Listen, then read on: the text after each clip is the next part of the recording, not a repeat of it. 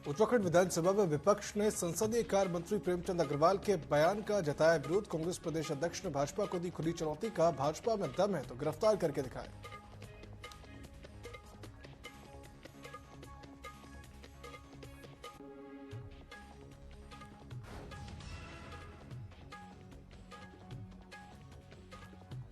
हल्द्वानी तहसील में हड़ताल पर दस्तावेज लेकर ऑनलाइन प्रक्रिया करने का जताया विरोध। अधिकारी बोले कोई दिक्कत नहीं।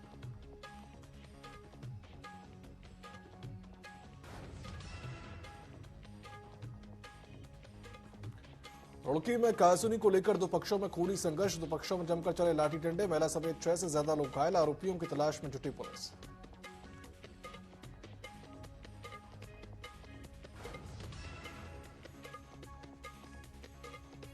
और अल्मोड़ा में पुलिस की नशे के खिलाफ बड़ी कार्रवाई। 5000 का इनामी तस्कर गिरफ्तार।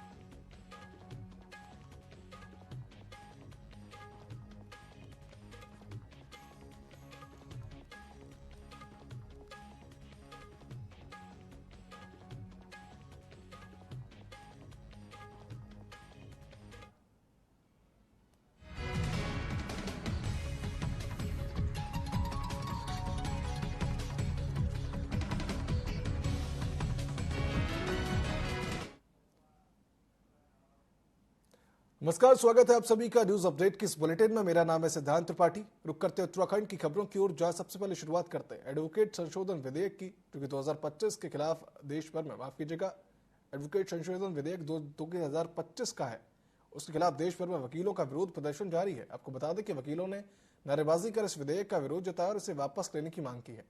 तो वहीं अधिवक्ताओं ने कानूनी व न्याय मंत्रालय के साथ मुख्यमंत्री धामी को ज्ञापन भेजकर इस विधेयक को रद्द करने की अपील की। मामले में जिला बार एसोसिएशन के अध्यक्ष महेश चंद्र परिहार ने कहा कि यह विधेयक अधिवक्ताओं के हितों के खिलाफ है और इससे वकीलों की स्वतंत्रता व अधिकारों पर असर पड़ेगा।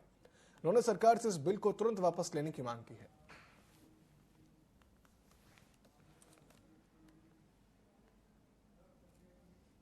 हम लोग आज अल्मोड़ा जिला बार एसोसिएशन और अल्मोड़ा जनपद के सभी बार एसोसिएशन ने रानीखेत, भिकियासैन, दोरहाट के लोग न्यायिक कार्यों से विरत हैं। अभी हाल ही में भारत सरकार के कानून मंत्रालय के द्वारा एडवोकेट्स एक्ट जो 1960 में बना हुआ है, उसमें बहुत सारे संशोधन लाए गए हैं। वो संशोधन अधिवक्ताओं के हितों के खिलाफ हैं, अधिवक्ताओं को दंडित करने के लिए हैं, अधिवक्ताओं को न्यायिक प्रक्रिया से वंचित रखने की एक पूरी साजिश भारत सरकार का कानून मंत्रालय कर रहा है। उत्तराखंड हाईकोर्ट राज्य में आज से हो रही सहकारी समितियों के चुनाव के मामले पर सुनवाई की है। एकलपीठ के आदेश के खिलाफ सरकार ने विशेष अपील के माध्यम से चुनौती दी। सुनवाई के बाद खंडपीठ में एकलपीठ के आदेश को बरकरार रखते हुए राज्य सरकार से कहा कि चुनाव एकलपीठ के आदेश के अनुसार ही होंगे, तब तक जवाब प्रस्तुत करें। ये हुआ कि rules of the game were changed. जब ऑलरेडी इलेक्शन प्रोग्राम हो चुका है, डिक्लेयर इलेक्शंस चालू हो गया है प्रोसेस, तो उसके बीच में रूल को चेंज नहीं कर सकते थे। इस बात को चैलेंज किया गया। माननीय न्यायालय ने 21 फरवरी 2024 के द्वारा आदेश पारित किया कि इलेक्शन होंगे, इलेक्शन जरूर होंगे, इलेक्शन बिल्कुल होंगे, पर वो जो प्रोविजो बीच में सरकार ले आई है इलेक्शन प्रोग्राम्स के बीच में 12 दिसंबर को, वो प्रोविजो नहीं लगेगा। वोटर लिस्ट उस 12 खा के अनुसार ही बनेगी जो मेन प्रोविजन था। 21 फरवरी को आदेश हुआ। आज ट्रिब्यूनल ने एक स्पेशल अपील फाइल की उस जजमेंट को चैलेंज करते हुए, पर माननीय डिवीजन बेंच ने उसमें ट्रिब्यूनल को कोई स्टे नहीं दिया है। और क्योंकि उसमें ऑलरेडी इलेक्शन कराने के ही आदेश थे, इलेक्शन रुकाने का कोई आदेश नहीं था। पर जो इलेक्शन होने हैं वो 12 ख के अनुसार ही होने हैं। उत्तराखंड में हुए विधानसभा बजट सत्र के दौरान संसदीय कार्य मंत्री द्वारा दिए बयान पर घमासान रुकने का नाम नहीं ले रहा। कांग्रेस के चक्राता से विधायक प्रीतम सिंह ने कहा कि वो कार्य मंत्रिमंडल की बैठक में मंत्री के रहते नहीं जाएंगे। इस पर भाजपा प्रदेश प्रवक्ता कमलेश रमन ने कहा कि बेवजह मामले को तूल दिया जा रहा है। कांग्रेस के लोगों के ऐसे बयान सामने आए हैं जिसने प्रदेश को कलंकित किया है, जबकि मंत्री पहले ही माफी मांग चुके हैं। ये प्रदेश विकास चाहता है, ये प्रदेश मातृशक्ति को आगे लाना चाहता है, ये प्रदेश यहाँ के बच्चों को शिक्षा अच्छी देना चाहता है। लेकिन मुझे लगता है कि जो विकास कार्य यहाँ पर हो रहे, उसकी बौखलाहट, उसकी निराशा और उसके कांग्रेस के अंदर जो एक कुंठा है इस बात की कि वो गलत बयानबाजी करके अपने आप को स्थापित करने का जो काम कर रहे हैं, एक गलत झूठ की बुनियाद पर अपने आप को वो खड़ा करने का काम कर रहे हैं। मार्शल वहां थे, आप परीक्षण कराते, आपने परीक्षण तो कराया नहीं, सीधे बयान दे दिया। किसी भी विधायक के परिप्रेक्ष्य में इस तरह का बयान आप देंगे तो स्वाभाविक बात है। दूसरे दिन फिर प्रकरण बढ़ा, उस दिन भी जिस तरीके के शब्द संसदीय कार्य मंत्री ने इस्तेमाल किए उसकी हम कड़े शब्दों में निंदा करते हैं, भर्त्सना करते हैं, इसीलिए मामला विवाद बढ़ा। उत्तराखंड विधानसभा के बजट सत्र में मंगलवार को पहाड़ और मैदान का मुद्दा जोर शोर से गूंजा। संसदीय कार्य मंत्री प्रेमचंद अग्रवाल के बयान का विपक्ष ने कड़ा विरोध दर्ज कराया। भाजपा प्रदेश अध्यक्ष ने कहा कि प्रेमचंद अग्रवाल ने यदि किसी की भावना को आहत किया है तो उसके लिए वे माफी मांगते हैं। उन्होंने कहा कि जो व्यक्ति बेवजह भाजपा को बदनाम करने की साजिश रच रहे हैं उनको कतई बर्दाश्त नहीं किया जाएगा। कांग्रेस प्रदेश अध्यक्ष करण महारा ने भाजपा को खुली चुनौती देते हुए कहा कि भाजपा में यदि साहस है तो वे मुझे गिरफ्तार करके दिखाएं। पहले तो करण मेहरा ने वीडियो डाला था और मैंने पूरे प्रदेश में पुतले फुकवाए हैं मंत्री और सरकार के। सबसे पहले मेरे खिलाफ कार्रवाई करें महेंद्र भट्ट जी, तब और को हाथ डालें। मैं सहर्ष अपने आप को सामने ला रहा हूं और कमजोरी न समझे महेंद्र भट्ट। क्या पहाड़ के लोगों को गाली देंगे आपके मंत्री पहाड़ के लोगों को पीटेंगे, नेगी को जिस तरीके से पीटा गया? आपके मंत्री और आपके कार्यकर्ता गाली दें पहाड़ के लोगों को जिस तरीके से ऋषिकेश में दी गई और कांग्रेस चुप रही? गलतफहमी है। ये पूरा उत्तराखंड उत्तराखंडियत से बना है, चाहे वो हरिद्वार का रहने का नागरिक है, चाहे वो धारचूला का रहने वाला व्यक्ति है, चाहे वो चक्राता का रहने वाला व्यक्ति है, चाहे वो तराई का है, चाहे वो भाबर का है, चाहे वो पर्वतीय मूल का है, वो हमारे परिवार का सदस्य। अगर किसी का भी अपमान इस राज्य में भारतीय जनता पार्टी के कार्यकर्ता और मंत्री करेंगे तो कांग्रेस पूरी ताकत से इस लड़ाई को लड़ेगी और बिना डरे लड़ेगी। अरे तुम हो ही अंग्रेजों के चेले। राजनीतिक जो होता है उसको संयम के साथ रहना चाहिए। अभी हमारे मंत्री हैं, लगातार चौथी बार के विधायक हैं, तो ये कहना हर बार ज्यादा मतों से जीतते हैं, तो ऐसा नहीं कि एक पक्ष विचार किया जाए, लेकिन क्योंकि जब विषय समाज के बीच में दुष्प्रचार का चलता है तो पार्टी दिशा निर्देश ही दे सकती है। और हमने उनको इस बात के लिए बहुत कड़ाई से कहा है कि इस प्रकार की जो शब्दावली है और जिसका राज्य का वातावरण खराब होता है उस प्रकार वो संयम बरतें। लेकिन मुझे बताते खुशी भी है, उन्होंने उसके लिए पहले तो उन्होंने कहा कि मेरा दूर दूर तक इस प्रकार कोई भाव नहीं है, फिर भी किसी की भावना को ठेस पहुंची है तो उन्होंने खेद प्रकट किया है, उन्होंने माफी भी पार्टी स्तर पर मांगी है। और मैं कह सकता हूँ कि इस प्रकार का माहौल कम से कम इस पर रुकना चाहिए। पहले तो करण मेहरा तो अल्मोड़ा में जिला विकास प्राधिकरण को लेकर जोरदार धरना प्रदर्शन किया गया। वहीं स्थानीय लोगों और विभिन्न संगठनों ने डीडीए के खिलाफ नाराजगी जताते हुए इसके नियमों को मानकों के विपरीत बताया। प्रदर्शनकारियों का कहना है कि डीडीए लागू कर सरकार ने निकाय को कमजोर करने का काम किया है। पूर्व में निकाय को मानचित्र स्वीकृत करने का अधिकार हुआ करता था, लेकिन जिला प्राधिकरण लागू कर सरकार ने निकाय का अधिकार छीनने का काम किया है। वही प्रदर्शनकारियों ने डीडीए को खत्म करने की मांग की है और चेतावनी दी है कि यदि उनकी मांगों को जल्द नहीं सुना गया तो आंदोलन को और तेज कर दिया जाएगा।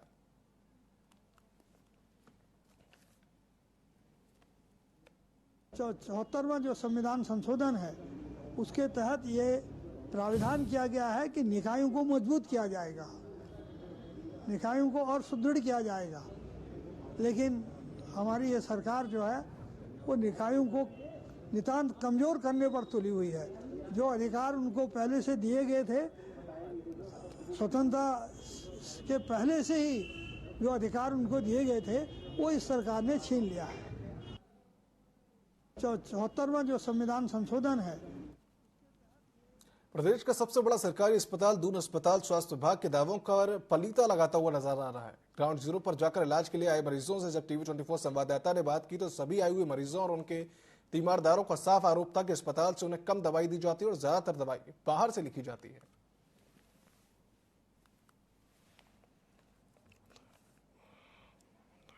दवाई दी है उन्होंने, डॉक्टर साहब ने बोला था सर ने कि ये दवाई लेके आनी है और कल ही दवाई आई है, वो बोलेंगे कि दवाई नहीं है बाहर से नहीं लेनी, और इन्होंने दी नहीं। अब ये बोल रहा है बाहर की है, बाहर ही जाओ, और मैं 2 बार ऊपर नीचे आ गई। मुझे 3 दवाइयाँ सजेस्ट की थी उन्होंने, 2 सिरप है और एक गोली है, तो एक गोली यहीं से मिलेगी और सारी सिरप जो है वो बाहर मिलेगी, ऐसा कहा। यहाँ पे है नहीं अवेलेबल। अभी कुछ नहीं दिए इन्होंने जो हम पूछ रहे थे कि जो ये वाली दवाई है कि है नहीं यहाँ पे, बाहर मिलेगी। ये भी देखो, ये भी हमने बाहर से लिया। हाँ जी, ये भी बाहर से लिया है। बस यही दवाई दी है उन्होंने, डॉक्टर साहब देहरादून में ट्रैफिक समस्या को लेकर प्रशासन की तरफ से एक ट्रैफिक कंट्रोल का प्लान बनाया गया है। वहीं मीडिया से बात करते हुए जिलाधिकारी सरविन बंसल ने कहा कि शहर में अभी ट्रैफिक की समस्या है, जिसको दूर करने के लिए प्लान तैयार हो गए। वहीं शहर में 12 जगह और नई ट्रैफिक लाइट लगाई जाएगी। इसके साथ ही ट्रैफिक को सुचारू करने के लिए जो संभव होगा वो प्रयास जिला प्रशासन के स्तर पर किए जाएंगे।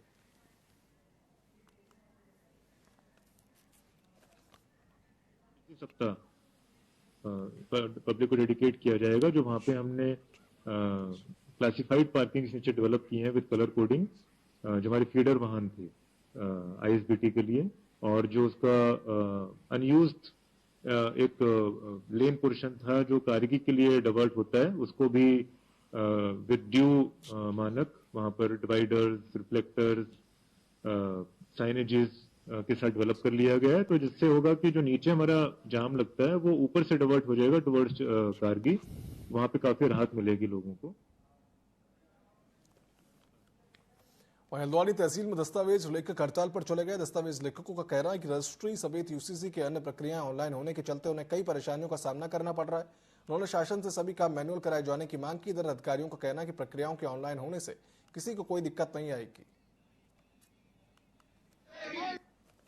चाहे ऑनलाइन रजिस्ट्री का जो भी आप मसौदा तैयार कर रहे हैं, जो भी आप नए एडवोकेट एक्ट के अंदर कानून को लाना चाहते हैं, हमारा यही कहना है कि बार एसोसिएशन और दस्तावेज यूनियन जो हैं उनको पहले उनको शामिल करो, उसके बाद जो निर्णय निकलेगा वो कहीं ना कहीं समाज के लिए हितकारी होगा। हमें जो 1% कमीशन मिलता है उसी से हम अपने घर बार भी चलाते हैं, और उसी से जो है सब हमारे साथ जितने लोग जुड़े हुए हैं उनको भी हम उसी से पैसा देते हैं, और इस बिजली का खर्च भी उसी से निकालते हैं। सब कुछ हमारा जो है उसी से निकलता है।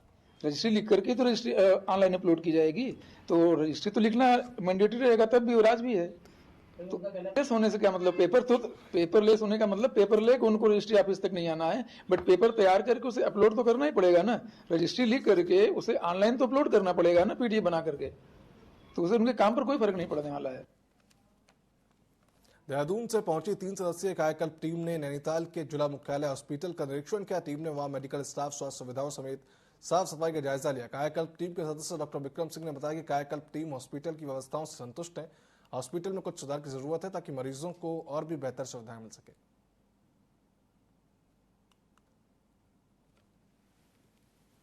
अभी काफी जगह हमें जो चीजें कमियां मिल रही है उसके जो है हमने यहाँ पर संबंधित विभाग से हम इनको लिखित रूप से अभी नोट करवा रहे हैं। बाकी कई जगह अच्छा भी है, उसका हम तारीफ कर रहे हैं। अभी हमने लेबर रूम देखा है, वो हमको काफी अच्छा व्यवस्थित मिला है। बाकी चीजों में जो थोड़ी कमियां हैं वो हम बता रहे हैं। बाकी इसमें कायाकल्प के नॉर्म्स में यही सब चीज देखे जाते हैं कि जो भी हमारी इन्फेक्शन है या जो भी मैनेजमेंट है वो ठीक से है कि नहीं है, वही हम अभी देख रहे हैं। अल्मोड़ा में वनाग्नि की घटनाओं पर लगाम लगाने के लिए ग्रामीण इलाकों में नाप खेतों में पराली आड़ा जलाने पर अब सख्त कार्रवाई होगी। डीएफओ दीपक सिंह ने डीएम से खेतों में कूड़ा जलाने वाले पर कड़ी कार्रवाई की मांग की है। वहीं वन विभाग की ओर से जिलाधिकारी से अनुरोध किया गया पटवारियों को सख्त निर्देश दिए जाएं ताकि नाप खेतों में आग लगाने वालों पर तत्काल कार्रवाई हो सके। इसके साथ ही डीएफओ ने कहा कि जल्द ही इस संबंध में आदेश जारी किए जाएंगे।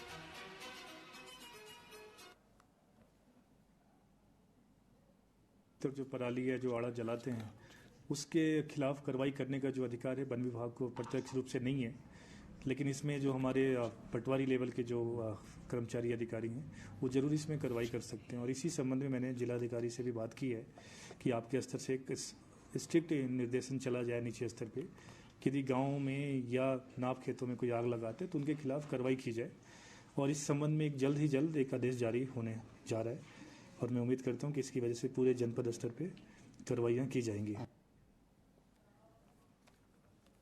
अल्मोड़ा जिले में लघु सिंचाई विभाग की ओर से प्रधानमंत्री कृषि सिंचाई योजना के तहत 294 योजनाओं पर कार्य किया जा रहा है। इन 294 योजनाओं में से अधिकांश योजनाएं पूरी हो चुकी हैं, जिनका लाभ किसान उठा भी रहे हैं, जबकि कुछ योजनाएं अंतिम चरण में हैं। इसके अलावा उत्तराखंड में चेक डैम योजना के लिए लघु सिंचाई विभाग को नोडल बनाया गया। नाबार्ड की वित्तीय सहायता से विभाग की ओर से कई गाँव में चेक डैम बनाए गए, जिससे कि किसानों को सिंचाई की सुविधा में मदद मिल रही है। लघु सिंचाई खंड अल्मोड़ा के अधिशासी अभियंता जीडी सिंह ने बताया कि विभाग गांव-गांव तक सिंचाई से जुड़े कार्यों को पहुंचाने का पूरा प्रयास कर रहा है।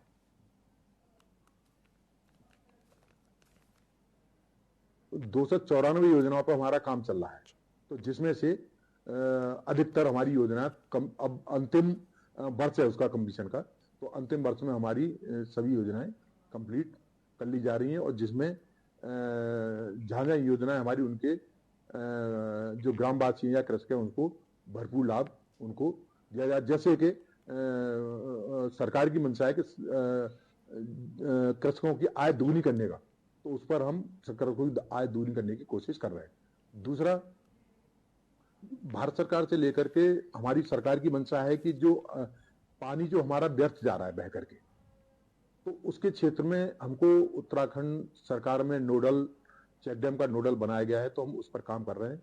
तो उसमें नाबार्ड में हमको पैसा फंडिंग हो रही है। तो इससे पूर्व हमको नाबार्ड 28 में फंडिंग हुई थी, जिसमें 15 चेक डैम की स्वीकृति थी, जिसमें से 15 हिसाब से हमारे 13 पूर्ण हो चुके हैं। रुड़की के सुनहरा गांव में मामूली कहासुनी को लेकर दो पक्षों में खूनी संघर्ष हो गया। विवाद इतना बड़ा कि दोनों पक्षों में जमकर लाठी डंडे चले, जिसमें कि महिला समेत 6 से ज्यादा लोग घायल हो गए। इधर मारपीट की सूचना पर पहुंची पुलिस की टीम ने मामला शांत कराया। फिलहाल घायलों का अस्पताल में इलाज जारी है और पुलिस मारपीट के आरोपियों की तलाश में जुट गई है। गंगनहर तो दो पक्षों का झगड़ा था, जिसमें एक पक्ष पहले पुलिस में पहुंच करके उसने अपनी तहरीर दी और दूसरा पक्ष भी पहुंच रहा है। इंस्पेक्टर को मैंने बताया कि जैसे फैक्ट हैं जिसके तहरीर के हिसाब से आगे की कार्रवाई करेंगे। गंगनहर अल्मोड़ा में पुलिस ने नशे के खिलाफ बड़ी कार्रवाई की है। इस कार्रवाई के दौरान पुलिस ने 116 किलो गांजा तस्करी के मामले में फरार चल रहे 5000 के नामी तस्कर को गिरफ्तार किया। बता दें कि बीते 11 फरवरी को पुलिस ने गांजा तस्करी मामले में 2 आरोपियों को गिरफ्तार किया था और उनका मास्टरमाइंड फरार चल रहा था। इसे उदयपुर चौराहे से गिरफ्तार किया गया। वहीं एसएसपी देवेंद्र पींचा ने कहा कि पुलिस का नशा तस्करों पर शिकंजा जारी रहेगा। देखिए, एक 5000 का हमारा इनामी था, ये दीघाट थाना क्षेत्र से था, जो कि गांजा तस्करी में वांछित चल रहा था। उसको हमारी टीम के द्वारा इसको गिरफ्तार कर लिया गया है। ये काफी अच्छा काम रहा है। इस तरह से इससे जो कहां से लाया था इसके विषय में भी और अभी पूछताछ उसमें की जा रही है, और भी अगर उसमें कोई लिंक होगा तो उसको भी हम उसमें आगे पकड़। देखिए, एक 5000 का हमारा। रामनगर में कोतवाली पुलिस लगातार अवैध नशे के खिलाफ अभियान चला रही है, जहां पर अभियान के तहत कई नशे के सौदागरों को जेल भेजने की कार्रवाई की जा चुकी है। पुलिस ने मुखबिर की सूचना पर रविवार शाम ऊंट पड़ाव क्षेत्र में घेराबंदी कर एक घर में दबिश दी नशे के सौदागर को रंगे हाथों गिरफ्तार भी कर लिया। वरिष्ठ उप निरीक्षक मोहम्मद यूनिस ने बताया कि घर के अंदर से 58 किलो गांजे की पुड़िया 58 गांजे की पुड़िया बरामद करते हुए आरोपी को गिरफ्तार कर लिया गया।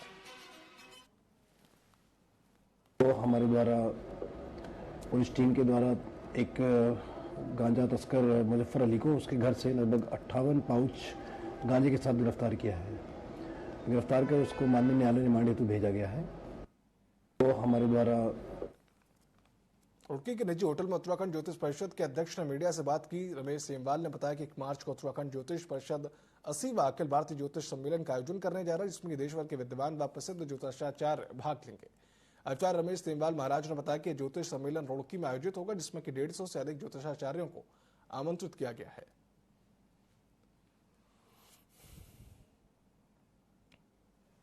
उत्तराखंड ज्योतिष परिषद द्वारा निरंतर जो 30 वर्षों से ज्योतिष को जन जन तक पहुंचाने के लिए, वेदों को जन जन तक पहुंचाने के लिए, जो ज्योतिष के माध्यम से जन कल्याण किस प्रकार हो, अखिल भारतीय स्तर पर ज्योतिष सम्मेलन किए जाते हैं। और इसी कड़ी में 80वां ज्योतिष सम्मेलन, अखिल भारतीय ज्योतिष सम्मेलन रुड़की नगर में 1 मार्च 2025 को आयोजित किया जा रहा है, जिसमें देश विदेश के 125 से अधिक ज्योतिष विद्वान रुड़की नगर में आकर भाग लेंगे।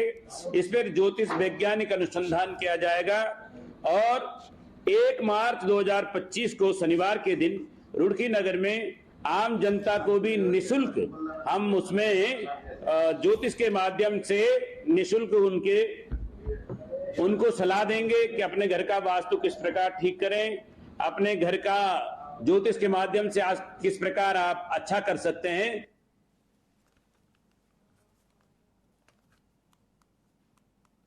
न्यूज अपडेट की इस बुलेटिन में फिलहाल इतना ही। आप देखते रहिए TV24। शुभ रात्रि।